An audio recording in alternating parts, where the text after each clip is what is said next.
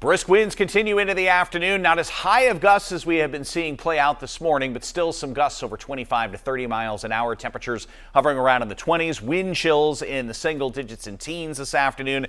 Notice that little bit of a warming trend heading into early next week. We will be looking for temperatures back to either side of 40. That is likely going to mean a combination of rain and snow up north and some rain shower activity for southern areas of the state, with a couple of systems will be tracking down the line. For the time being, partial sunshine, snow shower activity winding down up north this afternoon, and it will set up partly cloudy skies with lows in the teens. Still breezy tonight, still breezy with partial sunshine on Saturday, and then a quick moving system right in the middle of the weekend. Saturday night and first thing Sunday morning, a quick light coating to an inch or two is going to be a possibility out of this, maybe just a touch more up in elevation, and then back to partial sunshine for your Sunday afternoon.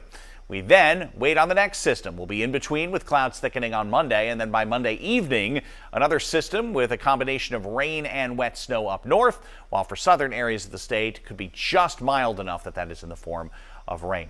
Still quite a brisk wind out there this afternoon. Still breezy tonight and breezy tomorrow, just not as gusty, and then a much lighter wind for the day on Sunday. Your wind chill readings, which have been in the single digits and lower range of the teens through the morning hours, continue in the single digits and teens all the way through tomorrow morning before modifying through the afternoon. We'll keep tabs on that system for tomorrow night and early Sunday, and then another system with some shower activity early next week.